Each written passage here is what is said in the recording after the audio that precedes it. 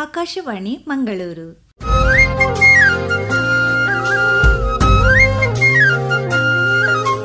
ಕಿಸಾನ್ ವಾಣಿ, ಕಿಸಾನ್ ವಾಣಿ, ಜೈ ಕಿಸಾನ್, ಜೈ ಕಿಸಾನ್, ಜೈ ಕಿಸಾನ್, ಕಿಸಾನ್ ವಾಣಿ.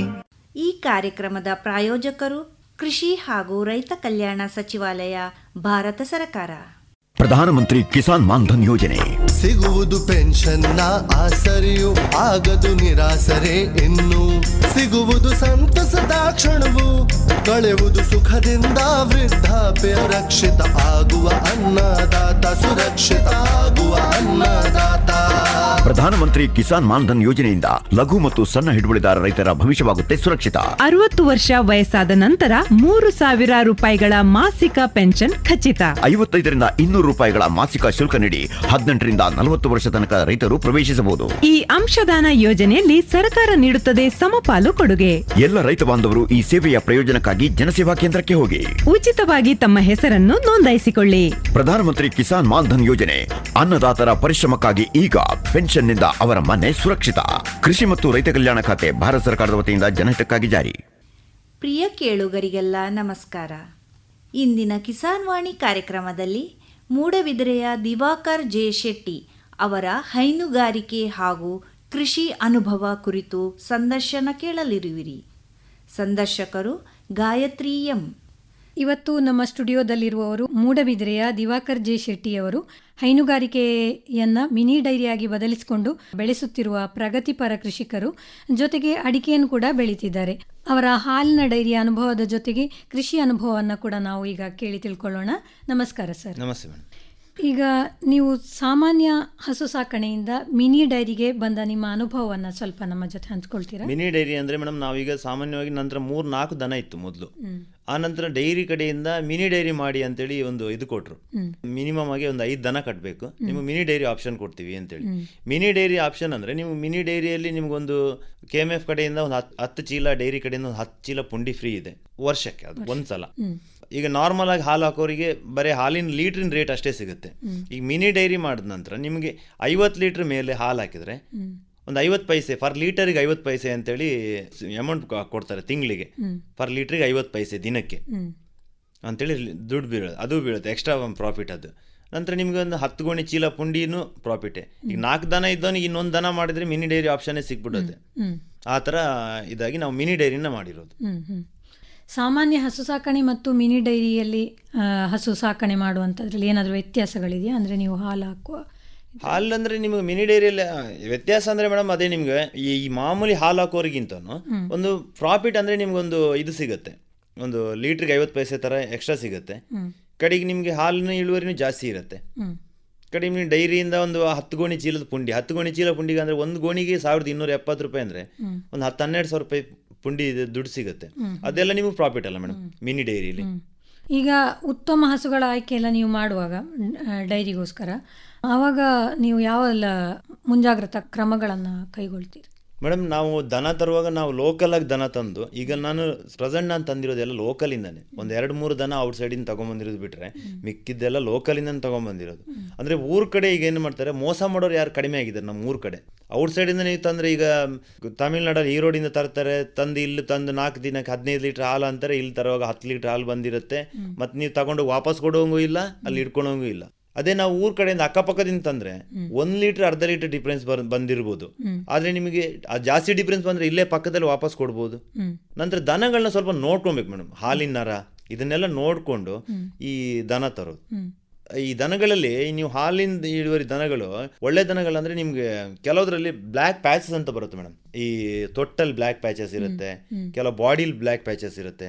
ಅಂತ ದನಗಳನ್ನು ತಗೊಂಡ್ರೆ ಒಳ್ಳೇದು, ಯಾಕಂದ್ರೆ ಅದಕ್ಕೆ ಹಾಲಿನ ಇಳುವರಿ ಜಾಸ್ತಿ ಇರುತ್ತೆ. ಅದು ಹೆಚ್ಚಾಗಿ ನಿಮ್ಗೆ HFL ಎಲ್ಲ ಬರುತ್ತೆ. HFL ನಿಮ್ಗೆ ಆರಾಮದಲ್ಲಿ ನೋಡ್ಬೋದು. ಈ ಬ್ಲ್ಯಾಕ್ ನಿಪ್ಪಲ್ಸ್, ಬ್ಲ್ಯಾಕ್ ಪ್ಯಾಚಸ್ ಎಲ್ಲ ಇರುತ್ತೆ ಮೈ ಮೇಲೆ. ಆ ದನಗಳೆಲ್ಲ ಒಳ್ಳೇದಿರುತ್ತೆ, ಹಾಲು ಇಳುವರಿ ಒಳ್ಳೇದು ಬರುತ್ತೆ.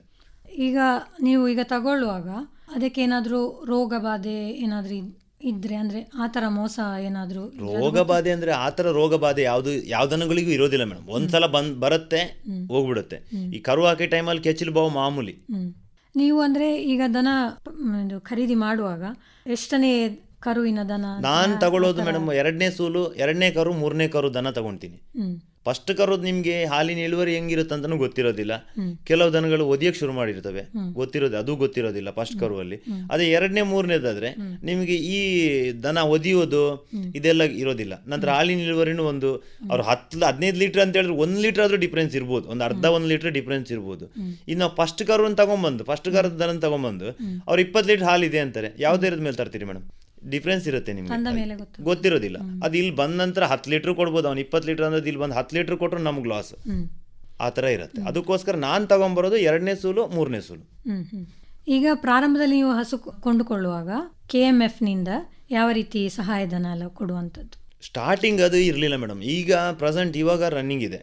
ಅಂದ್ರೆ ನೀವು ಔಟ್ಸೈಡಿಂದ ದನ ತರ್ತಿರಾದ್ರೆ ನಿಮಗೆ ಟ್ರಾನ್ಸಾಕ್ಷನ್ ಚಾರ್ಜ್ ಅಂತೇಳಿ KMF ಕಡೆಯಿಂದ ಕೊಡ್ತಾರೆ. ಒಂದು ದನಕ್ಕೆ 5,000 ಥರ ಕೊಡ್ತಾರೆ. ಇಂತಿಷ್ಟೇ ನೀವು ಪರ್ಚೇಸ್ ಮಾಡಬೇಕು ಅದೇನಿಲ್ಲ, ನೀವು ಒಂದನ ತಂದ್ರು 5,000 ರೂಪಾಯಿ ಕೊಡ್ತಾರೆ. ಒಬ್ಬ ರೈತನಿಗೆ ಎಷ್ಟು ನಿಮ್ಗೆ ಎಷ್ಟು ತರೋ ತಾಕತ್ತಿದೆಯೋ ಅದ್ರ ಮೇಲೆ ಡಿಪೆಂಡ್. ನೀವು 10 ದನ ತಂದ್ರು ಒಂದನಕ್ಕೆ 5,000 ತರ ಕೊಡ್ತಾರೆ ನಿಮ್ ಗಾಡಿ ಬಾಡಿಗೆ. ನೀವು ಅದನ್ನು ಮರುಪಾವತಿ ಮಾಡುವಂತ ಏನಿಲ್ಲ ಮೇಡಮ್, ಅದನ್ನ ರಿಟರ್ನ್ ಕೊಡೋಂಗಿಲ್ಲ. ಅದು ನಾವೇನು ಅವರು ಪ್ರೋತ್ಸಾಹಧನ ಅಂತ ಹೇಳಿ ಕೊಡೋದು KMF ಕಡೆಯಿಂದ. ಅದು ನಿಮ್ಗೆ ಸಾಲ ಅಂತ ಕೊಡೋದಲ್ಲ, ಅಥವಾ ರಿಟರ್ನ್ ಕೊಡೋಕಿಲ್ಲ, ಯಾವುದೂ ಇಲ್ಲ. ಅದು ನಿಮ್ಗೆ ಪ್ರೋತ್ಸಾಹಧನ. ನೀವು ಮಿನಿ ಡೈರಿ ಮಾಡ್ಕೊಂಡಿರ್ಬೇಕಾದ್ರೆ ನಿಮಗೆ ಬೇರೆ ಯಾವುದಕ್ಕೆಲ್ಲ ಪ್ರೋತ್ಸಾಹಧನ ದೊರೀತದೆ? ಅಂದ್ರೆ ಈಗ ನೀವು ಹಾಲಿನ ಯಂತ್ರವನ್ನು ಖರೀದಿ ಮಾಡ್ಲಿಕ್ಕೆ ಮತ್ತೆ ಮಿನಿ ಡೈರಿಗೆ ಅಂತಲ್ಲ ಮೇಡಮ್, ಅದು ಈಗ ನಿಮ್ಗೆ ನಾರ್ಮಲ್ ಆಗೂ ಸಿಗುತ್ತೆ. ಈ ಡೈರಿಗೆ ಹಾಲು ಹಾಕಿದವರು ನಾನು 4-5 ದನ ಇದೆ, ನಂಗೆ ಹಾಲು ಕೈಯಲ್ಲಿ ಕರೆಯೋಕೆ ಕಷ್ಟ ಆಗುತ್ತೆ ಅಂತ ಹೇಳಿದಾಗ ಅವರು ಡೈರಿಲಿ ಮೀಟಿಂಗಿಗೆ ಒಂದು ಲೆಟರ್ ಕೊಟ್ರೆ ಅವರು ಮೀಟಿಂಗ್ ಇಟ್ಟು ಅಪ್ರೂವಲ್ ಬಂದ ನಂತರ ನಿಮ್ದು ಮಿಷಿನ್ ಇದನ್ನ ಕೊಡ್ತಾರೆ. ಮಿಷಿನ್ಗೆ ಅದರಲ್ಲಿ ಮಿಲ್ಕಿಂಗ್ ಮಿಷಿನಿಗಿದೆ, ಚಾಪ್ ಕಟ್ರಿಗಿದೆ, ಕೊಟ್ಟಿಗೆ ವಾಶ್ ಮಿಷಿನಿಗಿದೆ, ಇದರ ಎಲ್ಲ ತರದಕ್ಕೂ ಸಬ್ಸಿಡಿ ಸಿಗುತ್ತೆ. ಆಮೇಲೆ ಹಸುಗಳ ಮೇವಿಗೆ ಬಂದರೆ ಈಗ ಅದರ ಕುರಿತು ಹೇಳೋದಾದರೆ ನೀವು ಯಾವ ರೀತಿ KMF ಇಂದ ಲಾಭ ಪಡ್ಕೊಂಡಿದ್ದೀರಿ? ಹಸುಗಳ ಮೇವಿಗೆ ಅಂದರೆ ಮೇಡಮ್ ನಮ್ಗೆ ಈಗ ನಂದಿನಿ ಇದರದ್ದು ಕೊಟ್ಟಿರ್ತಾರೆ. ನಂತರ ಈಗ ಜೋಳ ಕೊಡ್ತಾರೆ, ಜೋಳದ ಬೀಜ ಕೊಡ್ತಾರೆ. ಈಗ ನಾವು ಅದನ್ನು ಬಿತ್ತನೆ ಮಾಡಿದ್ರೆ ಜೋಳ ಫ್ರೀಯಾಗಿ ಕೊಡ್ತಾರೆ ಡೈರಿಯಿಂದ. ನಿಮ್ಗೆ ಸೈಲೇಜು ಡೈರಿಯಿಂದ ತಗೊಂಬಂದ್ರೆ ಡೈರಿ ರೇಟು ಕಡಿಮೆ ಇರುತ್ತೆ ಡೈರಿ ಕಡೆಯಿಂದ. ಅದಂದ್ರೆ ಅವ್ರು ಯಾವಾಗ ನಮ್ಗೆ ಖಾಲಿ ಆಗಿರುತ್ತೆ ಅವು ಆರ್ಡರ್ ಮಾಡಿದ ಕೂಡಲೇ ಸಿಗೋದಿಲ್ಲ ಅನ್ನೋದು ಬಿಟ್ಟರೆ ಅವ್ರು ದೂರದಿಂದ ತರಬೇಕು. ಅದೇ ನಮ್ಗೆ ಲೋಕಲ್ ಆದರೆ ಈಗ ಆರ್ಡರ್ ಮಾಡಿದ್ರೆ ಸಾಯಂಕಾಲ ತಂದು ಕೊಡ್ತಾರೆ, ಆ ಥರ ಇರುತ್ತೆ. KMF ನಿಂದ ಕೊಡುವಂತಹ ಪಶು ಆಹಾರಕ್ಕೂ ಆಮೇಲೆ ನೀವು ಹೊರಗಿಂದ ತಗೊಳ್ಳುವಂತಹ ಪಶು ಆಹಾರಕ್ಕೂ ಬೆಲೆಯಲ್ಲಿ ಯಾವ ರೀತಿ ವ್ಯತ್ಯಾಸ? ಈಗ ನಮ್ಗೆ ಹೊರಗಡೆಯಿಂದ ತಂದರೆ ನಮಗೆ ಮೇಡಮ್ ನಾವೀಗ ಔಟ್ಸೈಡ್ ಲೋಕಲ್ ಅವರಿಂದ ತಗೊಂಡ್ರೆ 9 ರೂಪಾಯಿ ಚಿಲ್ಲರೆ ಬೀಳುತ್ತೆ ಫರ್ ಕೆಜಿಗೆ. ಅದೇ ನಾವು KMF ಅಂತಂದರೆ 7 ರೂಪಾಯಿ ಚಿಲ್ಲರೆ ಬೀಳುತ್ತೆ, 7.5 ರೂಪಾಯಿ ಬೀಳುತ್ತೆ KMF ಇಂದ. ಅದೇ ನಾವು ಹೊರಗಡೆಯಿಂದ ತರ್ತೀವಿ ಅಂದರೆ 9 ರೂಪಾಯಿ ಬೀಳುತ್ತೆ. ರೇಟ್ ಸಿಕ್ಕಾಪಟ್ಟೆ ಡಿಫ್ರೆನ್ಸ್ ಇದೆ. ಆದರೆ ಇವತ್ತು ಖಾಲಿ ಆದರೆ ಹೇಳಿದ ಕೂಡಲೇ ಸಿಗುತ್ತೆ ಅಲ್ಲ ಅನ್ನೋ ಒಂದೇ ಕಾರಣಕ್ಕೆ ನಾವು ಇಲ್ಲಿ ತಗೊಳ್ತೀವಿ, ಇಲ್ಲ KMF ಇಂದಾನೇ ತರ್ತಿದ್ದು ನಾವು. ಈಗ ಹೈನುಗಾರಿಕೆಯಲ್ಲಿ ಪಶು ಆಹಾರವೇ ಸ್ವಲ್ಪ ವೆಚ್ಚ ಜಾಸ್ತಿ ಭರಿಸುವಂಥದ್ದು ನೀವು ಹೈನುಗಾರಿಕೆಯಲ್ಲಿ. ಆವಾಗ ನೀವು ಅದನ್ನು ಖರ್ಚು ವೆಚ್ಚವನ್ನೆಲ್ಲ ಯಾವ ರೀತಿ ನಿರ್ವಹಣೆ ಮಾಡುವಂಥದ್ದು? ಮೇಡಮ್ ನಿಮ್ಗೆ 80 ಲೀಟ್ರ್ ದಿನಕ್ಕೆ ಹಾಕಿದರೆ 1 ಲೀಟ್ರಿಗೆ 40 ರೂಪಾಯಿ ಅಂತ ಹೇಳಿದ್ರು ಲೆಕ್ಕ ಹಾಕಿದ್ರು ನಿಮ್ಗೆ ಎಷ್ಟಾಯ್ತು ಮೇಡಮ್? ಅದರಲ್ಲಿ ನಿಮ್ಗೆ ಒಂದು ಚೀಲ ಪುಂಡಿಗಿಡಿ 1200 ರೂಪಾಯಿ, 240 ರೂಪಾಯಿ ಪುಂಡಿಗೆ. ನಾನೀಗ ಔಟ್ಸೈಡಿಂದ ತರ್ತಾ ಇದ್ದೀನಿ ಸೈಲೇಜ್, ಒಂದು 450 ರೂಪಾಯಿ ಒಂದು ಗೋಣಿಗೆ 50 kgಗೆ. ಅದು ನಾನು ಎಲ್ಲ ಹಾಲು ಕರೆಯೋ ದನಗಳಿಗೆ ಅಷ್ಟೇ ಸೈಲೇಜ್ ಹಾಕೋದು, ಕರುಗಳಿಗೆಲ್ಲ ಸೈಲೇಜ್ ಹಾಕಲ್ಲ. ಇದನ್ನೆಲ್ಲ ಡಿವೈಡ್ ಮಾಡ್ಕೊಂಡು ಹಾಕೋದು ನಾನು. ಕರುಗಳಿಗೆ ಯಾವ ರೀತಿ? ಕರುಗಳಿಗೆ ಹುಲ್ಲು ಹಾಕೋದು, ಹುಲ್ಲು ಇದು ನಂದಿನಿ ಡೇ ಹುಲ್ಲು, ಈ ಹುಲ್ಲು ಮತ್ತು ಲೋಕಲ್ ಹುಲ್ಲು, ಬೈ ಹುಲ್ಲು ಇದನ್ನೇ ಮಿಕ್ಸ್ ಮಾಡ್ಕೊಂಡು ಹಾಕ್ತೀನಿ ಬಿಟ್ರೆ ನಾನು ಸೈಲೇಜ್ ಹಾಕಲ್ಲ ಕರುಗಳಿಗೆ. ಈಗ ಒಣಮೇವು ಅಂದರೆ ಬೈಹುಲ್ಲು ಅದೆಲ್ಲ ಸುಲಭವಾಗಿ ನಿಮಗೆ? ಈಗ ಭತ್ತ ಕೊಯ್ದಿದ್ದಾರೆ ಎಲ್ಲ ಕಟ್ ಮಾಡಿ ಇದು ಮಾಡ್ಕೊಂಡ್ರೆ ಇವಾಗ ತಗೋದು ಇಟ್ಕೊಂಡ್ರೆ ಈ ಮಳೆಗಾಲದಲ್ಲಿ ಜೋರು ಮಳೆ ಇರೋ ಹುಲ್ಲಿಗೆ ಹೋಗಿ ಆಗದಿದ್ದ ಟೈಮಲ್ಲೂ ಇದನ್ನು ಹಾಕ್ಬೋದು ಬೈ ಹುಲ್ಲು. ಈಗ ದನದ ಕೊಟ್ಟಿಗೆ ಎಲ್ಲ ನೀವು ನಿರ್ಮಾಣ ಮಾಡುವಾಗ ಅದು ಯಾವ ರೀತಿ ಇರಬೇಕು, ಯಾವ ರೀತಿ ಸಹಾಯಧನ ಎಲ್ಲ ನಿಮಗೆ ದೊರೀತದೆ? ಈಗ ನಮಗೆ ಪಂಚಾಯತಿಂದ ಗೌರ್ಮೆಂಟಿಂದ ಸಿಗುತ್ತೆ ಒಂದು 60,000 ರೂಪಾಯಿ ಏನೋ ಸಿಗುತ್ತೆ ಇದಕ್ಕೆ ಹಟ್ಟಿಗೆ. ಆದರೆ ಅದು ನಿಮ್ಗೆ ಹಾಕಿದ್ದು ಯಾವಾಗನೋ ಸಿಗೋದು ಯಾವಾಗನೋ ಗೌರ್ಮೆಂಟ್ ಇದು. ಅದನ್ನು ಹಾಕೋಕ್ಕೆ RTC ಯಾರ ಹೆಸರಲ್ಲಿ ಇದೆಯೋ ಅವನ ಹೆಸರಿಂದ ಅದನ್ನು ಅಪ್ಲೈ ಮಾಡೋದು, ಉದ್ಯೋಗ ಖಾತರಿ ಯೋಜನೆಯಿಂದ ಅಪ್ಲೈ ಮಾಡೋದು. ಅದನ್ನು ಎಷ್ಟು ಸಮಯ ತಗಲ್ತದೆ ಅಂದರೆ ನಿಮಗೆ ಅದನ್ನು? 5 ತಿಂಗಳು ಹೋಗ್ಬೋದು, 6 ತಿಂಗಳು ಹೋಗ್ಬೋದು, 3 ತಿಂಗಳು ಹೋಗ್ಬೋದು, ಹೇಳೋಕ್ಕಾಗೋದಿಲ್ಲ. ನೀವು ಅಂದರೆ ಕೊಟ್ಟಿಗೆ ನಿರ್ಮಾಣ ಆದ್ಮೇಲೆ ಸಿಗೋದು, ಅದು ಆಗೋಗ ಸಿಗೋದಿಲ್ಲ ನಿಮಗೆ. ನಿಮ್ಮ ಕೊಟ್ಟಿಗೆ ನಿರ್ಮಾಣಕ್ಕೆ ಇದು ಮಾಡುವಾಗ ಸ್ಟಾರ್ಟಿಂಗ್ ಹಾಕಿದರೆ ಅವ್ರು ಬಂದು ಚೆಕ್ ಮಾಡಿ ಹೋಗ್ತಾರೆ ಪಂಚಾಯತಿಯವರು, ಆ ನಂತರ ಬರುತ್ತೆ ನಿಮಗೆ ಅಕೌಂಟಿಗೆ. ಅದು ಕಂತು ಪ್ರಕಾರ ಬರುತ್ತೆ, ಒಂದೊಂದು ಕಂತು 3 ಸಲ ಏನೋ ಬರುತ್ತೆ. ಈಗ ನೀವು ಕೊಟ್ಟಿಗೆ ಶುಚಿತ್ವ ಎಲ್ಲ ಕಾಪಾಡಬೇಕಿದ್ರೆ ಯಾವ ರೀತಿ ನೀವು ಅಲ್ಲಿ ನಿರ್ವಹಣೆ ಎಲ್ಲ ಮಾಡ್ತೀರಿ? ದನದ ಆರೋಗ್ಯದ ಬಗ್ಗೆ ಎಲ್ಲ ಕಾಳಜಿ ಯಾವ ರೀತಿ? ಮೇಡಮ್, ನಮ್ಮದು ದನಗಳಿಗೆ ನಾವು ಮ್ಯಾಟ್ ಹಾಕ್ತೀವಿ. ಮ್ಯಾಟ್ ಹಾಕ್ಬಿಟ್ಟು ಇದು ಮಾಡೋದು. 2 ದಿನಕ್ಕೊಂದ್ಸಲ ಮ್ಯಾಟ್ ಎಲ್ಲ ತೆಗೆದು ಕ್ಲೀನಾಗಿ ತೊಳೆದು ಇದು ಮಾಡ್ತೀವಿ. ಯಾಕಂದರೆ ಅದರೊಳಗೆ ಆ ಮ್ಯಾಟ್ ಅಡಿಗೆ ಏನಾದರೂ ಪುಂಡಿದು ಕಸ ಸಗಣಿ ಇದೆಲ್ಲ ನೀರೆಲ್ಲ ಸೇರ್ಕೊಂಡಿರುತ್ತೆ ಅನ್ನೋ ಕಾರಣಕ್ಕೆ ಆ ಥರ ಮಾಡ್ತೀವಿ. ಮತ್ತು ಡೈಲಿ ನಾವು ಕ್ಲೀನಾಗಿ ಮ್ಯಾಟ್ ತೊಳೆಯೋದು, ಈ ಥರ ಇದು ಮಾಡ್ತೀವಿ. ಯಾಕಂದರೆ ಇಲ್ಲಾಂದರೆ ಕೆಚ್ಚಲು ಬಾವುದೆಲ್ಲ ಪ್ರಾಬ್ಲಮ್ ಬರುತ್ತೆ. ಅದಕ್ಕೋಸ್ಕರ ನಾರ್ಮಲಾಗಿ ನಂದು ಹಟ್ಟಿ ವಾಶಿಗೆ ನನ್ನ ಹತ್ರ ಪ್ರೆಷರ್ ವಾಷರ್ ಇದೆ. ಅಂದರೆ 3-in-1 ಮಿಲ್ಕಿಂಗ್ ಮಿಷಿನ್ ತಂದಿದ್ದೀನಿ ನಾನು. ಅದರಲ್ಲಿ ನಿಮ್ಗೆ ಹಟ್ಟಿನ ವಾಶ್ ಮಾಡ್ಬೋದು. ಕರೆಂಟ್ ಇಲ್ಲದಾಗ ಜನ್ರೇಟ್ರಲ್ಲಿ ಪೆಟ್ರೋಲ್ ಇಂಜಿನ್ ಇದೆ, ಅದರಲ್ಲೂ ಇದು ವಾಶ್ ಮಾಡ್ಬೋದು. ಪ್ಲಸ್ ನಿಮ್ಗೆ ಕರೆಂಟ್ ಇಲ್ಲದಿದ್ದರೆ ಹಾಲು ಕರಿಯೋಕ್ಕೂ ಯೂಸ್ ಆಗುತ್ತೆ. ಯಾಕಂದರೆ ಪೆಟ್ರೋಲ್ ಇಂಜಿನ್ ಇದೆ, ಪೆಟ್ರೋಲ್ ಒಂದು ಹಾಕ್ಕೊಂಡ್ರೆ ನಿಮ್ಗೆ ಹಾಲು ಎಷ್ಟೊತ್ತಿಗೆ ಕರೆಂಟ್ ಇಲ್ಲ ಅಂದ್ರೆ ಹಾಲು ಕರಿಬೋದು ಆರಾಮದಲ್ಲಿ. ಇಲ್ಲಾಂದರೆ ಕರೆಂಟ್ ಇಲ್ಲ ಅಂದರೆ ನಾನು ಕೈಯಲ್ಲಿ ಕರಿತೀನಿ ಅಂತ ಹೇಳಿದ್ರೆ, ಈಗ 80 ಲೀಟ್ರ್ ಹಾಲು ಹಾಕೋ ನಿಮಗೆ ಕೈಯಲ್ಲಿ ಕರಿಯೋಕ್ಕೆ ಎಷ್ಟೊತ್ತು ಬೇಕು ಮೇಡಮ್? ಸಿಕ್ಕಾಪಟ್ಟೆ ಹೊತ್ಬೇಕು. ಅದು ನಿಮ್ಗೆ ಟೈಮಿಗೆ ಸರಿಯಾಗಿ ತಗೊಂಡೋಗ್ಬೇಕು ಡೈರಿಗೆ. ಅದಕ್ಕೋಸ್ಕರ 3-in-1 ಮಿಷಿನ್ ತಗೊಂಡ್ರೆ ನಿಮ್ಗೆ ಅದರಲ್ಲಿ ಹಾಲನ್ನು ಕರಿಬೋದು, ಕರೆಂಟ್ ಇಲ್ಲ ಅಂದರೆ ಹಟ್ಟಿನೂ ತೊಳಿಬೋದು, ಎಲ್ಲನೂ ಮಾಡ್ಬೋದು. ಹಂಗಾಗಿ ನಾನು 3-in-1 ಮಿಷಿನ್ ತಗೊಂಡು ಯೂಸ್ ಮಾಡ್ತಿದ್ದೀನಿ. ಅದರಲ್ಲೇ ಹಟ್ಟಿನೂ ತೊಳಿತೀನಿ. ನೀವೀಗ ಡೈರಿ ನಿಮ್ಮ ಮನೆಯ ಪಕ್ಕದಲ್ಲೇ ಇದೆಯಾ? ಅಲ್ಲ, ನೀವು ಒಂದು 3 ಕಿಲೋಮೀಟರ್ ಡಿಸ್ಟೆನ್ಸ್ ಅಲ್ಲಿ ಇದೆ ಮೇಡಮ್. ನೀವು ಈಗ ಹಾಲು ಕರೆದ ತಕ್ಷಣ ಅಲ್ಲಿಗೆ 3 ಕಿಲೋಮೀಟರ್. ಎಷ್ಟು ಸಮಯ ನೀವು ಇಟ್ಕೊಳ್ಬಹುದು ಅಂದ್ರೆ ಹಾಲು ಕರೆದು? ನಾನೀಗ ಸಾಯಂಕಾಲದ ಹೊತ್ತಿಗೆ ಒಂದು 3:30ಗೆ ಹಾಲು ಕರಿತೀನಿ ಮೇಡಮ್. 5:45ಗೆ ನಮಗೆ ಡೈರಿ ಕ್ಲೋಸು. 5:20 ನಂತರ ಡೈರಿ ಓಪನ್ ಆಗುತ್ತೆ. ನಾನೊಂದು 3:30ಯಿಂದ ಹಾಲು ಕರೆ ಸ್ಟಾರ್ಟ್ ಮಾಡಿದ್ರೆ 4 ಗಂಟೆಗೆ ನಂದು ಹಾಲು ಕರೆದು ಆಗಿರುತ್ತೆ. ಆ ನಂತರ 1 ಗಂಟೆ 1-1.25 ಗಂಟೆ ಮನೆಯಲ್ಲಿ ಇರುತ್ತೆ ಹಾಲು. ಈಗ ನೀವು ಹಾಲು ಕರೆಯುವಾಗ ಅದರ ಶುಚಿತ್ವ ಎಲ್ಲ ಯಾವ ರೀತಿ ಕಾಪಾಡುವಂಥದ್ದು? ಅಂದರೆ ಹಾಲಿಗೆ ಯಾವುದೇ ರೀತಿಯ ಹಾಳಾಗದಂತೆ ನಾವು ಅದನ್ನು ಜಾಗರೂಕತೆಯಿಂದ ಕರಿಬೇಕಲ್ಲ. ಈಗ ನಾವು ಮಿಷಿನಲ್ಲಿ ಕರಿಯೋದು ಮೇಡಮ್. ನಾವು ಮಿಷಿನಲ್ಲಿ ಕರಿಯೋದು. ಕೆಚ್ಚಲನ್ನೊಂದು ಕ್ಲೀನಾಗಿ ತೊಳ್ಕೊಂಡ್ರೆ, ಯಾಕಂದರೆ ಸೆಗಣಿ ಎಲ್ಲ ಇರುತ್ತೆ, ಅದನ್ನೆಲ್ಲ ಒಂದು ಕ್ಲೀನಾಗಿ ತೊಳ್ಕೊಂಡು ನಾವು ಮಿಷಿನ್ ಹಾಕಿ ಮಿಷಿನಲ್ಲಿ ಕರಿಯೋದು. ನಾವು ಮಿಷಿನಲ್ಲಿ ಕರೆದ್ರು ನೀವು ಲಾಸ್ಟಿಗೆ ಒಂದು ಸ್ವಲ್ಪ ಕೈಯಲ್ಲಿ ಕರೀಲೇಬೇಕು. ಇಲ್ಲಾಂದ್ರೆ ಈ ಮಿಷಿನಲ್ಲಿ ಕ್ಲೀನಾಗಿ ಹಾಲು ಬಂದಿರೋದಿಲ್ಲ. ಸ್ವಲ್ಪ ಲಾಸ್ಟಿಗೆ ಹಿಂಡ್ಬಿಟ್ಟು ಕರಿಬೇಕು. ಇಲ್ಲಾಂದ್ರೆ ಅದಕ್ಕೆ ಮತ್ತೆ ಹಾಲು ಉಳಿದ್ರೆ ಕೆಚ್ಚಲು ಬಾವು ಶುರುವಾಗುತ್ತೆ. ಅದಕ್ಕೆ ನೀವು ಆ ಮಿಷಿನ್ ತೆಗೆದ ನಂತರ ಸ್ವಲ್ಪ ಒಂದು 100-200 ml ಹಾಲು ಸಿಗುತ್ತೆ ಕೆಚ್ಚಲಿಂದ. ಕೈಯಲ್ಲಿ ತೆಗೆದಾಗ ಹಾಲು ಕರೆದಾಗ ಅದು ಕೆಚ್ಚಲಲ್ಲಿರೋ ಹಾಲು ಒಂದ್ಸಲ ಕ್ಲೀನಾಗಿ ಬಂದ್ಬಿಡುತ್ತೆ. ಈಗ ಸಾಯಂಕಾಲ ಇದು ಮಾಡಿದ್ರೆ ನಂತರ ಮರುದಿನ ಬೆಳಿಗ್ಗೆನೆ ಈ ಥರ ಮಾಡ್ತೀವಿ. ಈಗ ಜಾನುವಾರುಗಳಿಗೆ ರೋಗ ಎಲ್ಲ ಬಂದಾಗ ಅದರ ನಿರ್ವಹಣೆ, ಆಮೇಲೆ ಲಸಿಕೆ ನೀಡುವಂಥದ್ದು, ಅದೆಲ್ಲ ಯಾವ ರೀತಿ ನಿರ್ವಹಣೆ? ಅಂದರೆ KMF ಇಂದ ಯಾವುದಾದ್ರೂ ಸಹಾಯಗಳು ನಿಮಗೆ? ಈಗ ಕಾಯಿಲೆಗಳು ಯಾವುದೇ ಬಂದರೂ ಡೈರಿಯಿಂದ KMF ಕಡೆಯಿಂದ ಡಾಕ್ಟರ್ಗಳಿಗೆ ಬರ್ತಾರೆ. ಈಗ ಎಲ್ಲದಕ್ಕೂ ಇಂಜೆಕ್ಷನ್ ಹಾಕ್ತಾ ಹೋದರೆ, ಒಂದು ಜ್ವರ ಬಂತು ನಾನೊಂದು ಇಂಜೆಕ್ಷನ್ ಹಾಕ್ಸಿದೆ, ಡಾಕ್ಟ್ರನ್ನ ಕರೆದು ಇಂಜೆಕ್ಷನ್ ಹಾಕಿದೆ ಅಂದರೆ ನಿಮ್ಗೆ ಹಾಲಿನ ಇಳುವರಿ ಕಡಿಮೆ ಆಗಿಬಿಡುತ್ತೆ. ಯಾಕಂದರೆ ನಾವು ಈಗ ಜ್ವರ ಬಂದರೂ ಏನೇ ಬಂದರೂ ನಾವು ಒಂದು ಟ್ಯಾಬ್ಲೆಟನ್ನು ಹಾಕಿ ಕಡಿಮೆ ಮಾಡೋಕೆ ನೋಡ್ಬೇಕು, ಬಿಟ್ರೆ ಇಲ್ಲ ನಾಟಿ ಔಷಧಿ ಮಾಡಬೇಕು. ಈ ಹೊಟ್ಟೆ ಉಬ್ಬರಿಸಿದೆ ಅಂತ ಹೇಳಿದ್ರೆ ಕೂಡಲೇ ಕೆಲವರು ಮಾತ್ರೆ ತರ್ತಾರೆ, ಇಲ್ಲ ಡಾಕ್ಟ್ರನ್ನ ಕರೆದು ಇಂಜೆಕ್ಷನ್ ಹಾಕ್ತಾರೆ. ಅಲ್ಲಿಗೆ ಹಾಲಿನ ಆಟ ಹೋಯ್ತು. ಒಂದು ದನ ಕರೆಕ್ಟಾಗಿ ಕರು ಹಾಕಿ ಒಂದು 3 ತಿಂಗಳಷ್ಟೇ ಒಳ್ಳೆ ಹಾಲು, ಸ್ವಲ್ಪ ಜಾಸ್ತಿ ಹಾಲಿನ ಇಳುವರಿ 3-4 ತಿಂಗಳು. ಅಲ್ಲಿ ನಂತರ ಮತ್ತೆ ಹೀಟಿಗೆ ಬರುತ್ತೆ, ಮತ್ತೆ ಹಾಲು ಕಡಿಮೆ ಆಗುತ್ತೆ, ಮತ್ತೆ ಹಾಲು ಕಡಿಮೆ ಆಗ್ತಾ ಹೋಗೋದು. ನೀವು ಫಸ್ಟಲ್ಲೇ ನೀವು ಕೆಚ್ಚಲು ಬಾವು ಅಂತೇಳಿ ಇಂಜೆಕ್ಷನ್ ಹಾಕಿದರೆ ಅಲ್ಲಿಗೆ ಹಾಲಿನ ಆಟ ಮುಗೀತು. ಅದಕ್ಕಿಂತ ನೀವು ಏನು ಈ ಹೊಟ್ಟೆ ಉಬ್ಬರಿಸಿದಾಗ ಹೆಚ್ಚಿನ ನಾರ್ಮಲ್ ಆಗಿ ಮಾಡೋದು ಏನು, ಹೊಟ್ಟೆ ಉಬ್ಬರಿಸ್ ಕೂಡಲೇ ಡಾಕ್ಟ್ರನ್ನ ಕರೆಸಿದ್ರು, ಇಂಜೆಕ್ಷನ್ ಹಾಕ್ಸಿದ್ರು, ಇದು ಮಾಡಿದ್ರು. ಅದು ಮಾಡೋ ಅವಶ್ಯಕತೆನೇ ಇಲ್ಲ. ಈ ಹೊಟ್ಟೆ ಉಬ್ಬರಿಸ್ ಕೂಡಲೇ ಈ ದನಗಳದ್ದು ಮುಂದಿನ ಕಾಲ ಹತ್ರ ಚೆಸ್ ಬರುತ್ತಲ್ಲ ಮ್ಯಾಮ್, ಅಲ್ಲಿಗೆ ಪ್ರೆಷರಲ್ಲಿ ನೀರು ಹೊಡೆದ್ರೆ ಅದು ಹೊಟ್ಟೆ ಉಬ್ಬರ ಇಳಿಯುತ್ತೆ. ಕಡೆಗೆ ಈ ಬೆಳ್ಳುಳ್ಳಿ, ಬೆಲ್ಲ, ಕಾಳುಮೆಣಸು ಇದನ್ನೆಲ್ಲ ಗುದ್ಬಿಟ್ಟು ಮಿಕ್ಸಿಲಿ ಪುಡಿ ಮಾಡಿ ಬೆಲ್ಲ ಸ್ವಲ್ಪ ಮಿಕ್ಸ್ ಮಾಡಿ ದನಕ್ಕೆ ತಿನ್ನಿಸಿದ್ರೆ ಹೊಟ್ಟೆ ಒಬ್ಬರು ತನ್ನಷ್ಟಕ್ಕೆ ಇಳಿಯುತ್ತೆ. ಅದೇ ಡಾಕ್ಟರ್ ಹತ್ರ ಕರೆದ್ರೆ ಇಂಜೆಕ್ಷನ್ ಹಾಕ್ತಾರೆ, ಹೋಯ್ತಲ್ಲಿ. ಈ ಥರ ಮಾಡೋದು ಬೆಟ್ರ್.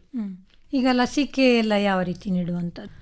ಈಗ ಕಾಲುಬಾಯಿ ರೋಗದೆಲ್ಲ ನಾನು ಪ್ರೆಗ್ನೆಂಟ್ ದನಗಳಿಗೆ ಕೊಡೋಕೆ ಬಿಡೋದಿಲ್ಲ ಮೇಡಮ್. ಯಾಕಂದರೆ ಈಗಿನ ಇದರಲ್ಲಿ ಸಿಚುವೇಶನಲ್ಲಿ ದನಗಳಿಗೆ ಗರ್ಭ ನಿಲ್ಲೋದೇ ಕಷ್ಟ. ಅದಕ್ಕಾಗಿ ಗಬ್ಬದ ದನಗಳಿಗೆಲ್ಲ ಕೊಡೋದಿಲ್ಲ. ಮತ್ತು ಇಂಜೆಕ್ಷನ್ ಕೊಟ್ಟು ಕೂಡಲೇ ಕಾಲುಬಾಯಿ ರೋಗದ್ದೆಲ್ಲ ಜ್ವರ ಇಂಜೆಕ್ಷನ್ ಕೊಡೋದಿಲ್ಲ. ಈ ನಾರ್ಮಲ್ ಆಗಿದ್ದಾಗ ಕೊಡ್ಬೋದು, 6 ತಿಂಗಳಿಗೆ ಒಂದ್ಸಲ ಬರ್ತಾರೆ ಕಾಲುಬಾಯಿ ಲಸಿಕೆ, ಅದನ್ನು ಕೊಡ್ಬೋದು. ಅವಾಗ ಕರುವಿನ ನಿರ್ವಹಣೆ ಅದೆಲ್ಲ ನಿರ್ವಹಿಸಲಿಕ್ಕೆ ಯಾವ ರೀತಿ ನೀವು ಕ್ರಮ ಕೈಗೊಂಡಿದ್ದೀರಿ? ಈಗ ನಾವು ಕರು ಹಾಕಿದ ದನಗಳನ್ನ ಮೇಡಮ್ 3 ತಿಂಗಳ ತನಕ ಒಂದು ಸ್ವಲ್ಪ ಹಾಲು ಕೊಡ್ಸಿ ಹಾಕ್ತೀವಿ. ಅಂದರೆ ನಾವು ದನಗಳ ಹತ್ರ ಕರುನ ಬಿಡೋದಿಲ್ಲ, 1 ದಿನ ಅಷ್ಟೇ ಕರುಗಳನ್ನ ಬಿಡೋದು. ಕಡೆಗೆ ನಾವು ಕರುಗಳನ್ನ ಸಪ್ರೇಟೇ ಇಟ್ಟು ಸಾಕೋದು. ಇದೇ ದನಗಳದ್ದೇ ಹಾಲು ಕೊಡ್ತೀವಿ. ಒಂದು ಬೆಳಿಗ್ಗೆ 1-2 ಲೀಟ್ರ್, ಸಾಯಂಕಾಲ 1-2 ಲೀಟ್ರ್ ಹಿಂಗೆ ಹಾಲು ಕೊಟ್ಟು ಸಾಕ್ತೀವಿ. ಬಿಟ್ರೆ ದನಗಳನ್ನ ಕರುಗಳ ಹತ್ರ ಬಿಡೋದಿಲ್ಲ. ಈ ಥರ ಮಾಡಿ ನಾವು ಕರುಗಳನ್ನ ಸಪ್ರೇಟಾಗೇ ಸಾಕೋದು. ಹಾಲಿನ ಗುಣಮಟ್ಟವನ್ನೆಲ್ಲ ಯಾವ ರೀತಿ, ಅಂದರೆ ಅದರ ಫ್ಯಾಟ್ ಎಲ್ಲ ಜಾಸ್ತಿ ಆಗಬೇಕು ಅಥವಾ ಅದು ಉತ್ಕೃಷ್ಟ ಹಾಲಾಗಿ ನಿಮ್ಮ ಡೈರಿಗೆ ಹಾಕ್ಕೊಳ್ಬೇಕು ಅಂತ ಆದರೆ ನೀವು ಯಾವ ರೀತಿ? ಮೇಡಮ್, ನಾವು ಹಾಲಿನ ಇಳುವರಿಗೆ ನಾವು ಅದೇ ಸೈಲೇಜ್ ಎಲ್ಲ ಯೂಸ್ ಮಾಡೋದು ಅದಕ್ಕೋಸ್ಕರ. ಯಾಕಂದ್ರೆ ಹಾಲಿನ ಇಳುವರಿ ಜಾಸ್ತಿ ಬರಲಿ ಅನ್ನೋ ಕಾರಣಕ್ಕೆ ಸೈಲೇಜ್ ಎಲ್ಲ ಯೂಸ್ ಮಾಡೋದು. ಸೈಲೇಜ್, ಆ ನಂದಿನಿ ಕಡ್ಡಿ ಹುಲ್ಲು ಮತ್ತೆ ಈ ಹಸಿ ಹುಲ್ಲುಗಳನ್ನೆಲ್ಲ ಯೂಸ್ ಮಾಡೋದೇ ಅದಕ್ಕೋಸ್ಕರ. ಅದರಲ್ಲೂ ಸೈಲೇಜ್. ಕಡಿಗೆ ನಾವೇನು ಮಾಡ್ತೀವಿ, ಇದು ಫ್ಯಾಟ್ ಡಿಗ್ರಿಗೆ ನಮ್ಮದು ಫ್ಯಾಟ್ ಡಿಗ್ರಿ ಈಗ ಈ ಎಚ್.ಎಫ್ ದನಗಳಿಗೆ ಫ್ಯಾಟ್ ಡಿಗ್ರಿ ಬರೋದಿಲ್ಲ ಅಷ್ಟೊಂದು.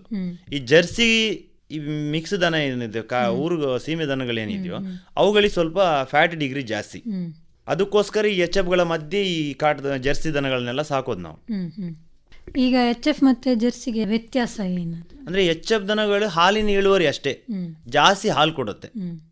ಈ ಊರು ಹಸುಗಳು ಹಾಲು ಇಳುವರಿ ಕಡಿಮೆ, ಆದರೆ ಫ್ಯಾಟ್ ಡಿಗ್ರಿ ಚೆನ್ನಾಗಿ ಬರುತ್ತೆ. ಈ ಒಂದು ಡಿಫ್ರೆನ್ಸ್ ದನಗಳಿಗೆ. ಈಗ ಆರೋಗ್ಯ ನಿರ್ವಹಣೆ ಬಂದಾಗ ಈಗ ಹುಳದ ಔಷಧಿ ಮತ್ತೆ ಲಸಿಕೆಗಳನ್ನೆಲ್ಲ ವರ್ಷದಲ್ಲಿ ಎಷ್ಟು ಸಲ? ಮೇಡಮ್, ನಾನು ಹುಟ್ಟಿದ ಕರುಗೆ ಅದು 4-5 ದಿನಕ್ಕೆ ಒಂದು ಅರ್ಧ ಮಾತ್ರೆ ಹುಳದ ಮಾತ್ರೆ ಹಾಕ್ತೀನಿ. ಯಾಕಂದ್ರೆ ನೀವು ಬರೇ ಹಾಲು ಕುಡಿತಾ ಇರುತ್ತೆ, ಅವು ಹೊಟ್ಟೆ ಉಬ್ಬರಿಸ್ಕೊಂಡು ಬಿಡುತ್ತೆ, ಹುಳ ತುಂಬ್ಕೊಂಡಿರುತ್ತೆ. ಒಂದು 5-6 ದಿನಕ್ಕೆ ಒಂದು ಅರ್ಧ ಮಾತ್ರೆ ಹಾಕ್ತೀನಿ. ಕಡಿಗೆ ಒಂದು 15 ದಿನ ಬಿಟ್ಟು ಮತ್ತೊಂದು ಅರ್ಧ ಹಾಕ್ತೀನಿ. ಮತ್ತೆ ಒಂದು 2 ತಿಂಗಳಿಗೆ ಒಂದ್ಸಲ, 3 ತಿಂಗಳಿಗೆ ಒಂದ್ಸಲ ಹುಳದ ಮಾತ್ರೆ ಹಾಕ್ತೀನಿ. ಈಗ ಹಸುವಿನ ಡ್ರೈ ಪೀರಿಯಡ್ ಅಂತ ಇರ್ತದಲ್ಲ, ಅಂದ್ರೆ ಗಬ್ಬ, ಆವಾಗ ಹಾಲಿನ ಇಳುವರಿಯಲ್ಲೆಲ್ಲ ವ್ಯತ್ಯಾಸ ಇರ್ತದಲ್ಲ. ಈಗ ಲಾಸ್ಟ್ ಮೂಮೆಂಟ್ ಒಂದು 6 ತಿಂಗಳ ನಂತರ ದನಗಳ ಹಾಲನ್ನ ನಿಲ್ಲಿಸ್ತಾ ಬರ್ತೀವಿ. ಯಾಕಂದ್ರೆ ಪುಂಡಿ ಹಾಕೋದು, ಸೈಲೇಜ್ ಹಾಕ್ಸೋದನ್ನೆಲ್ಲ ನಿಲ್ಲಿಸ್ತಾ ಬರ್ತೀವಿ. ಬೇರೆ ಹುಲ್ಲುನೇ ಹಾಕ್ಬಿಟ್ಟು ನಿಲ್ಲಿಸ್ತೀವಿ. ಯಾಕಂತ ಹೇಳಿದ್ರೆ 7 ತಿಂಗಳಷ್ಟೊತ್ತಿಗೆ ಹಾಲನ್ನ ಡ್ರೈ ಮಾಡಬೇಕು ಅನ್ನೋ ಕಾರಣಕ್ಕೆ. ಮ್ಯಾಕ್ಸಿಮಮ್ ಅಂದರೆ ದನಗಳಿಗೆ ಒಂದು 45 ದಿನದ ರೆಸ್ಟ್ ಸಿಗಲೇಬೇಕು. 45 ಡೇಸ್ ಅಂತೂ ಟೈಮ್ ಸಿಗಲೇಬೇಕು ದನಗಳಿಗೆ. ಈಗ ಹಾಲು ಡ್ರೈ ಮಾಡಿ 45 ದಿನ ಹಾಲು ಕರಿಬಾರ್ದು. ಆವಾಗ ನೀವು ಒಂದು ಸ್ವಲ್ಪ ದಿನ ಫುಲ್ ಪುಂಡಿ, ಸೈಲೇಜ್ ಇದನ್ನೆಲ್ಲ ಸ್ಟಾಪ್ ಮಾಡಿ ಈ ಬೇರೆ ಹುಲ್ಲುಗಳನ್ನೆಲ್ಲ ಹೊಟ್ಟೆ ತುಂಬೋಕ್ಕೋಸ್ಕರ ಹಾಕ್ಬೇಕು. ಬಿಟ್ರೆ ನಂತರ ನಿಮಗೆ ಇದಿಲ್ಲ, ಹಾಲು ಕರಿಯೋಂಗಿಲ್ಲ. ಒಂಥರ ಹಾಲು ಫುಲ್ ಡ್ರೈ ಆದ ಕೂಡಲೇ ನಂತರ ಮತ್ತೆ ನೀವು ಈ ಪುಂಡಿ, ಸೈಲೇಜು ಇದನ್ನೆಲ್ಲ ಸ್ವಲ್ಪ ಸ್ವಲ್ಪ ಸ್ವಲ್ಪ ಸ್ವಲ್ಪ ಜಾಸ್ತಿ ಮಾಡ್ಕೊಂಬರ್ಬೇಕು. ಅವಾಗ ನಿಮಗೆ ಹಾಲಾಗೋ ಟೈಮ್ ಅದು. ಹಾಲಾಗುವ ಟೈಮಿಗೆ. ಈಗ ಹಾಲಿನ ಪ್ರಮಾಣ ನೀವು ಡೈರಿಗೆ ಹಾಕುವಂಥದ್ರಲ್ಲಿ ವ್ಯತ್ಯಾಸ ಆಗುತ್ತಲ್ಲ? ಅದಕ್ಕೆ ಹೇಳೋದು ನಾನು, ಒಂದೇ ಟೈಮಲ್ಲಿ ಕರು ಹಾಕೋಂಗೆ ಮಾಡಬಾರ್ದು. 3 ಪಾರ್ಟಿಸಿಪೇಟ್ ಮಾಡಿದ್ರೆ, ಈಗ ಒಂದು 3 ದನ ಸ್ಟಾರ್ಟಿಂಗ್, ಒಂದು 3 ದನ ಮಧ್ಯ, ಒಂದು 3 ದನ 3 ತಿಂಗಳು ಡಿಫ್ರೆನ್ಸ್ ಕೊಟ್ಟರೆ, ಈಗ 3ನೇ ತಿಂಗಳು ಫಸ್ಟ್ ತಿಂಗಳು ಕರು ಹಾಕಿದ್ದು 3 ತಿಂಗಳಾಗುವಾಗ ಇನ್ನೊಂದು ಕರು ಹಾಕಿದ್ರೆ ಅವಾಗ ಇದಕ್ಕೆ ಫಸ್ಟ್ ಸೆಮೆನ್ ಆಗಿರುತ್ತೆ, 3 ತಿಂಗಳದ್ದು ಸೆಮೆನ್ ಆಗಿರುತ್ತೆ. ಅವಾಗ ಇದ್ರ ಸ್ವಲ್ಪ ಹಾಲು ಡೌನ್ ಆಗಿರುತ್ತೆ, ಇದ್ರದ್ದು ಹಾಲು ಇರುತ್ತೆ. ಅವಾಗ ಇದು ಕರು ಹಾಕಿ ಇದನ್ನ ಡ್ರೈ ಮಾಡುವಾಗ ಈ ಕರು ಹಾಕತ್ತೆ, ಈ 3ನೇ ಪೀಡಿಯದು ಕರು ಹಾಕತ್ತೆ. ಅವಾಗ ನಿಮ್ಗೆ 3ನೇ ಪೀಡಿಯದು ಕರು ಹಾಕಿದಾಗ ಇದು ಫಸ್ಟ್ ಇದು ಡ್ರೈ ಆಗುತ್ತೆ. ಅಲ್ಲಿಗೆ 6 ತಿಂಗಳಾಗಿರುತ್ತೆ, ಇದು ಡ್ರೈ ಆಗುತ್ತೆ. ಈ ಡ್ರೈ ಆಗಿದ್ದನ್ನು ಮತ್ತೆ ಬಿಟ್ಟು ಇದನ್ನೆರಡನ್ನು ಕಡಿತಾ ಇರ್ತೀವಿ. ಅವಾಗ ಇದನ್ನ ಕರು ಹಾಕಿದಾಗ ಇದಕ್ಕೆ ಇಂಜೆಕ್ಷನ್ ಆಗಿರುತ್ತೆ, ಇದು ಇರುತ್ತೆ. ಇದಕ್ಕೆ ಕರು ಹಾಕಿ ಒಂದು 3 ತಿಂಗಳು ಇಂಜೆಕ್ಷನಿಗೆ ಬರುವಾಗ ಇದು ಕರು ಹಾಕುತ್ತೆ. ಈ 3 ತಿಂಗಳು ಡಿಫ್ರೆನ್ಸ್ ಕೊಟ್ರೆ ನೀವು, ಅವಾಗ ನಿಮಗೆ ಹಾಲಿನ ಇಳುವರಿ ಒಂದೇ ಥರ ಡೈರಿಗೆ ಹೋಗುತ್ತೆ. ನೀವು ಎಲ್ಲನೂ ಒಂದೇ 4-5-6 ದನ ಒಂದೇ ಸಲ ಹೀಟಿಗೆ ಕೊಟ್ಟೆ, ಇನ್ನೊಂದ್ಸಲ 2 ದನ ಒಟ್ಟಿಗೆ ಇಟ್ಕೊಟ್ಟೆ, ಒಂದ್ಸಲ ಕರು ಹಾಕ್ತು, ಇದೊಂದ್ಸಲ ಕರು ಹಾಕ್ತು, ಅಲ್ಲಿ ಮುಗೀತು. ಮಧ್ಯ ಡೈರಿಲಿ ಹಾಲು ಸ್ಟಾಪ್ ಆಯ್ತು ನಿಮಗೆ. ಅವಾಗ ನಿಮ್ಗೆ ಲಾಸ್ ಆಗಿಬಿಡುತ್ತೆ. ಅದೇ ನೀವು 3 ಭಾಗ ಮಾಡಿದ್ರೆ ಯಾವುದೇ ಪ್ರಾಬ್ಲಮ್ ಬರೋದಿಲ್ಲ, ಲಾಭ ಆಗ್ತದೆ. ಈಗ ಹಾಲಿನ ಇಳುವರಿ ಸರಾಸರಿ ಎಷ್ಟು ನಿಮಗೆ? ನನಗೆ ಸರಾಸರಿ ದಿನಕ್ಕೆ ಒಂದು 80 ಲೀಟರ್ ಹಾಲು ಹಾಕ್ತಿದ್ದೀನಿ ಡೈರಿಗೆ. ಈಗ ನಾನು ದಿನಕ್ಕೆ 80 ಲೀಟರ್ ಹಾಲು ಹಾಕ್ತಿದ್ದೀನಿ. ಅದರಲ್ಲಿ ನನಗೆ ಲಾಸ್ಟ್ ಟೈಮ್ ನಂದು ದನ ಇತ್ತು ಮೇಡಮ್, ಒಂದು 2024-25 ಸಾಲಿನ ತಾಲೂಕು ಮಟ್ಟದ ಕಾಂಪಿಟೇಷನಲ್ಲಿ 2nd ಪ್ರೈಸ್ ಬಂತು. ಹೆಂಗಂದ್ರೆ ಅದು ಒಂದು ದಿನಕ್ಕೆ ಎಷ್ಟು ಲೀಟರ್ ಹಾಲು ಕರಿಯುತ್ತೆ ಅನ್ನೋ ಕಾಂಪಿಟೇಷನ್. ಯಾರ ಹತ್ರ ಎಷ್ಟು ಒಂದು ದಿನಕ್ಕೆ ಯಾರ್ದು ಹೈಯೆಸ್ಟ್ ಹಾಲು ಕೊಡುತ್ತೆ ಅಂತೇಳಿ. ಅದ್ರ ನಂತರ ಒಂದು ದನ ಇದೆ, ಅದು 25 ಲೀಟರ್ 400 ಹಾಲು ಕರೆದಿದೆ ಫರ್ ಡೇ. ಹಂಗಾಗಿ ನನಗೆ ಲಾಸ್ಟ್ ಟೈಮ್ 24-25 ಸಾಲದ್ದು 2nd ಪ್ರೈಸ್ ಬಂತು ಜಿಲ್ಲಾ ಮಟ್ಟದ. ಅದು ಗೋ ಹಾಸ್ಪಿಟಲ್ ಕಡೆಯಿಂದ ಕಾಂಪಿಟೇಷನ್ ಮಾಡಿರೋದು, ಅದು 2nd ಪ್ರೈಸ್ ಬಂದಿತ್ತು. ಸೆಗಣಿ ಅದನ್ನೆಲ್ಲ ನೀವು ಗೊಬ್ಬರ ತಯಾರಿಗೆ ಉಪಯೋಗಿಸ್ತೀರಿ. ಈಗ ಅಡಿಕೆ ಕೃಷಿ ಕೂಡ ನೀವು ಮಾಡ್ತಾ ಇದ್ದೀರಿ. ಎಷ್ಟು ಅಡಿಕೆ ಗಿಡಗಳಿವೆ ನಿಮ್ಮ? ನಮ್ಮ ಹತ್ರ ಒಂದು 1200 ಅಡಿಕೆ ಮರ ಇದೆ. ಆದರೆ ನಾವು ತೋಟದಲ್ಲಿ ಜಾಸ್ತಿ ನಾನು ಇದು ಮಾಡೋಕ್ಕೆ ಹೋಗಿಲ್ಲ. ಗೊಬ್ಬರ ಒಂದ್ಸಲ ನಾವು ವರ್ಷಕ್ಕೊಂದ್ಸಲ ಗೊಬ್ಬರ ಹಾಕಿ ನಂತರ ಸ್ವಲ್ಪ ಈ ಯೂರಿಯಾ ಇದನ್ನೆಲ್ಲ ಸುಫಲ ಎಲ್ಲ ಹಾಕ್ಬಿಟ್ಟು ಇದು ಮಾಡ್ತೀವಿ. ನೀವೇ ನೆಟ್ಟು ಬೆಳೆಸಿದ ಮರಗಳ ಅಲ್ಲ? ನೀವು ನಾವೀಗ ನೆಟ್ಟಿರೋದು ಸಣ್ಣ ಗಿಡಗಳಷ್ಟೇ. ಇದು ನಮ್ಮ ತಂದೆ ಮಾಡಿದ ಗಿಡಗಳು. ಈಗ ದೊಡ್ಡದಾಗಿರೋದೆಲ್ಲ ತಂದೆ ಮಾಡಿದ ಗಿಡಗಳು. ಈಗ ನಾವು ಈಗ ನೆಟ್ಟಿರೋದು ಏನೋ ಒಂದು 5-6 ತಿಂಗಳು 1 ವರ್ಷದ ಗಿಡಗಳಷ್ಟೇ. ಎಷ್ಟು ಜಾಗದಲ್ಲಿದೆ ಅಡಿಕೆ? ನಮ್ದು ಅಡಿಕೆ ಒಂದು ಟೋಟಲ್ ಆಗಿ ನಮ್ಗೊಂದು 2.5 ಎಕರೆ ಜಾಗ ಇದೆ.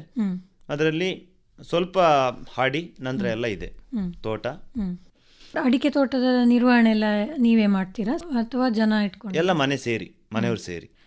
ಮಳೆ ಈ ವರ್ಷ ತುಂಬಾ ಇದ್ದ ಕಾರಣ ಅಡಿಕೆಗೆ ಏನಾದರೂ ತೊಂದರೆಗಳು ಏನಾದರೂ? ಅಡಿಕೆ ಈ ಸಲ ಎಲ್ಲ ಕಡೆನೂ ಯಾರ್ದು ಒಬ್ರದ್ದು ಸರಿ ಇಲ್ಲ ಮೇಡಮ್, ಎಲ್ಲರದ್ದು ಉದುರೋಗಿದೆ. ಯಾಕಂದರೆ ಕಂಟಿನ್ಯೂ ಜುಲೈ 11 ತಾರೀಕಿನ ನಂತರ ಮಳೆ ಶುರುವಾಗಿದ್ದು ಕಂಟಿನ್ಯೂ 6 ತಿಂಗಳು ಮಳೆ. ಆ ಕಾರಣಕ್ಕೆ ಈ ಸಲ ಯಾರ ಹತ್ರನೂ ಅಡಿಕೆ ಇಲ್ಲ, ಎಲ್ಲನೂ ಕೊಳೆ ರೋಗಕ್ಕೆ ಹಿಡಿದೋಗಿದೆ. ಇಲ್ಲ, ಅದಕ್ಕೋಸ್ಕರ ಏನು ನೀವು ಅಂದರೆ ಬೋರ್ಡೋ ಮಿಶ್ರಣ ತಯಾರಿ ಮಾಡ್ತೀರಾ ಅಲ್ಲ ಬೇರೆ ಏನಾದರೂ ಬಳಸಿದ್ದೀರಾ ತೋಟಕ್ಕೆ ಸ್ಪ್ರೇ ಮಾಡಲಿಕ್ಕೆ? ಸ್ಪ್ರೇ ಮಾಡೋಕೆ ನಾವು ಅದೇ ಮೈಲ್ಸೊತ್ತು ಸುಣ್ಣ ಅದನ್ನೇ ಸ್ಪ್ರೇ ಮಾಡ್ತೀವಿ, ಬಿಟ್ರೆ ಬೇರೆ ಯಾವುದನ್ನು ಸ್ಪ್ರೇ ಮಾಡೋದಿಲ್ಲ. ಸಾಂಪ್ರದಾಯಿಕ ಅದೇ ಮಾಡ್ತಿದ್ವಿ ನಾವು, ಬೇರೆ ಯಾವುದು ಮಾಡಿಲ್ಲ. ಆದರೆ ಈ ಸಲ 3 ಸಲ ಮದ್ದು ಕೊಟ್ಟರು. ಈ ಮಳೆಗಾಲ ಕಾಟ ಜಾಸ್ತಿ ಐತಿ. ಈ ಸಲ 6 ತಿಂಗಳು ಕಂಟಿನ್ಯೂ ಮಳೆ ಬಂತು. ಈ ಮಳೆಯಲ್ಲಿ ಎಲ್ಲನೂ ಅಡಿಕೆ ಎಲ್ಲ ಕೊಳ್ತೋಗಿದೆ ಈ ಸಲ. ಎಲ್ರದ್ದು, ನಂದು ಒಬ್ಬಂದಂತಲ್ಲ, ಎಲ್ರದ್ದು ಕೊಳ್ತೋಗಿದೆ ಈ ಸಲ. ಈಗ ನೀವು ಸ್ಪ್ರೇ ಎಲ್ಲ ಮಾಡಲಿಕ್ಕೆ ಯಂತ್ರಗಳ ಬಳಕೆ ಮಾಡ್ತೀರಾ? ಇಲ್ಲ, ಈಗ ನಮ್ಮ ಕಡೆ ಏನು ಇದು ಪೆಟ್ರೋಲ್ ಇಂಜಿನ್ ತಗೊಂಡು ಹುಡುಗರೇ ಬಿಡೋರು. ಒಬ್ರು ಬರ್ತಾರೆ, ಅವ್ರು ಬಂದು ದಿನಕ್ಕೆ ಗಂಟೆಗೆ ಇಷ್ಟು ಅಂತೇಳಿ ತಗೊಂಡು ಬಿಟ್ಬಿಟ್ಟು ಹೋಗ್ತಾರೆ. ಡ್ರೋನ್ ಎಲ್ಲ ಇದೆ ಈಗ, ಬಟ್ ಅದನ್ನೆಲ್ಲ ನಮ್ಮ ಕಡೆ ಯಾರು ಯೂಸ್ ಮಾಡ್ತಿಲ್ಲ. ಈಗ ನಮ್ಮ ಕಡೆ ಒಬ್ರು ಇಬ್ರು ಇರ್ತಾರೆ, ಅವರೇ ಬಂದು ಮದ್ದು ಬಿಡ್ತಾರೆ, ಕಲಿಸ್ತಾರೆ, ಅವರು ಪಂಪ್ ತಗೊಂಬರ್ತಾರೆ, ಅವರೇ ಬಿಟ್ಟು ಹೋಗ್ತಾರೆ, ಈ ಥರ ಮಾಡ್ತಾರೆ. ಈಗ ಅಡಿಕೆ ಎಲ್ಲ ನಿರ್ವಹಣೆ ನೀವು ಯಾವ ರೀತಿ ಮಾಡುವಂಥದ್ದು? ಅಂದರೆ ಕೊಯ್ಲಿಕ್ಕೆ ಜನರನ್ನು ಕೊಯ್ಲಿಕ್ಕೆ ಎಲ್ಲ ನಾವು ಔಟ್ಸೈಡಿಂದನೇ ಜನ ತರಿಸೋದು ಮೇಡಮ್. ಯಾಕಂದರೆ ಈಗ ಅಡಿಕೆ ಮರಕ್ಕೆ ಹತ್ತೋರೆ ಕಡಿಮೆ ಆಗಿದೆ. ಈಗ ಏಣಿ ಹಿಡ್ಕೊಂಡು ಬರ್ತಾರೆ, ಅವ್ರಾಗ ಬಂದು ಕಟ್ ಮಾಡ್ಕೊಳ್ತಾರೆ. ಅವ್ರಿಗೆ ಪುರ್ಸೊತ್ತು ಇರುವಾಗ ಮಾಡ್ಬೇಕು. ಈಗ ನಮಗೆ ಪುರ್ಸೊತ್ತು ಇದ್ದಾಗ ಮಾಡೋಕ್ಕಾಗೋದಿಲ್ಲ. ಈಗ ಗುಂಪುಗಳೆಲ್ಲ ಜಾಸ್ತಿ ಇದೆ, ಅಂದರೆ ಅಡಿಕೆ ಕೃಷಿಯಲ್ಲೆಲ್ಲ ಸಹಾಯ ಮಾಡುವಂಥವ್ರು. ಅದು ಅವರನ್ನೇ ತರಿಸೋದು ನಾವು, ಜನ ತರಿಸಿ ತೆಗೆಸೋದು ಅಡಿಕೆನ. ಈಗ ಮಾರುಕಟ್ಟೆ ಎಲ್ಲ ಎಲ್ಲಿ ಮಾಡುವಂಥದ್ದು ನೀವು? ಇಲ್ಲೇ ಸಿಟಿಲಿ, ನಮ್ದು ಮೂಡಬಿದ್ರೆ ಸಿಟಿಗೆ ಕೊಡ್ತೀವಿ ನಾವು. ಅಡಿಕೆ ಸುಲಿಲಿಕ್ಕೆ ಏನಾದರೂ? ಅಡಿಕೆ ಸುಲಿಲಿಕ್ಕೆ ನಾವು ಜನ ಮಾಡೋದು ಮೇಡಮ್. ಈಗ ಮಿಷಿನಲ್ಲಿ ಸುಲಿದ್ರೆ ಮಿಷಿನಲ್ಲಿ ಸುಲಿಸ್ಬೋದು, ಆದರೆ ಅದು ಒಂದು ಪುಡಿ ಆಗೋದಿಲ್ಲ. ಆದರೆ ಅದರಲ್ಲಿ ಸಿಪ್ಪೆ ಸಮೇತ ಬರುತ್ತೆ. ನಿಮ್ಗೆ 2 ಕೆಲಸ. ಈಗ ಮಿಷಿನಲ್ಲಿ ಸುಲಿತೀವಿ, ಒಂದು ಸ್ವಲ್ಪ ಇದು ಕರೆಕ್ಟಾಗಿ ಬೀಳುತ್ತೆ, ಇನ್ನು ಸ್ವಲ್ಪ 2 ಅದರ ಸಿಪ್ಪೆಯನ್ನು ಜಾಯಿಂಟ್ ಆಗಿ ಬಿದ್ದುಬಿಡುತ್ತೆ. ಅದನ್ನು ತೆಗ್ಸಕ್ಕೆ ನೀವು ಮತ್ತೆ ಜನ ಮಾಡಬೇಕು. ಅದು ನಿಮ್ಗೆ 2 ಕೆಲಸ ಆಗಿಬಿಡುತ್ತೆ. ಅದಕ್ಕೋಸ್ಕರ ನಾವೇನು ಮಾಡ್ತೀವಿ, ಸೀದಾ ಜನರನ್ನೇ ಕರೆಸಿ ಅವ್ರ ಹತ್ರನೇ ಸುಲಿಸ್ಬಿಡ್ತೀವಿ. ಈಗ ಅಡಿಕೆಯ ಮಧ್ಯೆ ನೀವು ಬಾಳೆ ಗಿಡ ಹಾಗೇನಾದ್ರು? ಈಗ ನಾವು ಬಾಳೆ ಗಿಡ ನಾವು ಮೊದಲು ನೆಟ್ಟಿದ್ವಿ ಮೇಡಮ್. ಆದರೆ ಬಾಳೆ ಗಿಡ ನೆಟ್ಟಾಗ ಏನಾಗ್ತದೆ, ಈ ಥರ ಜಾಸ್ತಿ ಮಳೆಗಾಲದಲ್ಲೆಲ್ಲ ಈ ಬಾಳೆ ಗಿಡದನ್ನೆಲ್ಲ ಕೊಳೆತು ಅಲ್ಲೇ ಸೊಳ್ಳೆ ಎಲ್ಲ ಇದಾಗುತ್ತೆ. ಅದು ಮತ್ತೆ ಅಡಿಕೆ ಮರ ಕತ್ತಿ ಅಡಿಕೆ ಮರದಲ್ಲಿ ಕೊಳೆ ರೋಗ ಶುರುವಾಗುತ್ತೆ. ಅದಕ್ಕೋಸ್ಕರ ಈಗ ಬಾಳೆ ಗಿಡಗಳನ್ನೆಲ್ಲ ತೆಗೆದಿದ್ದೀವಿ.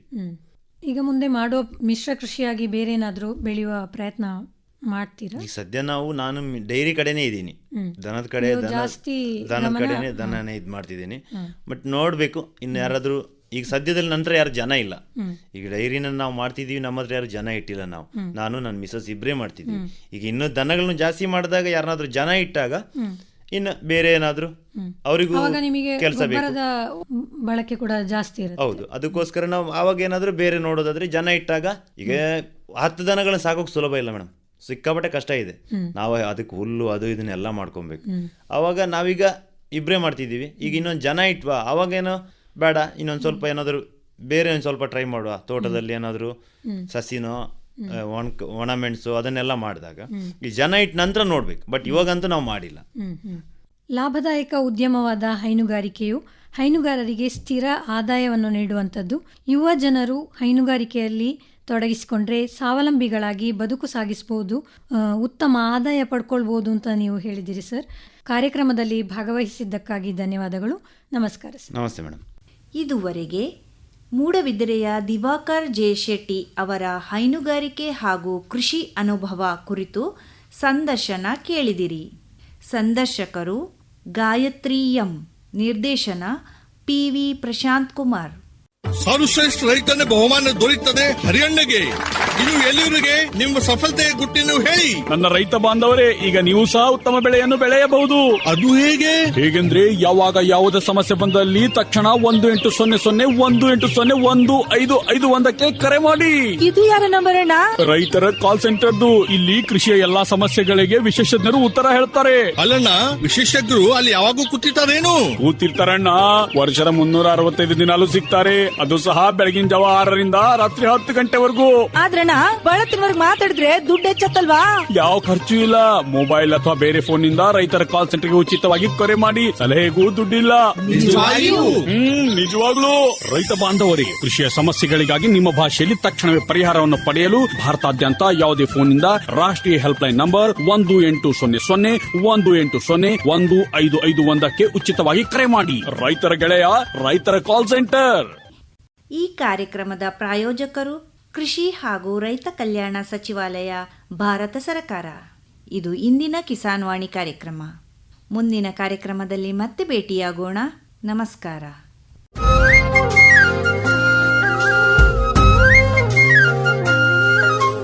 ಕಿಸಾನ್ ವಾಣಿ, ಕಿಸಾನ್ ವಾಣಿ, ಜೈ ಕಿಸಾನ್, ಜೈ ಕಿಸಾನ್, ಜೈ ಕಿಸಾನ್, ಕಿಸಾನ್ ವಾಣಿ.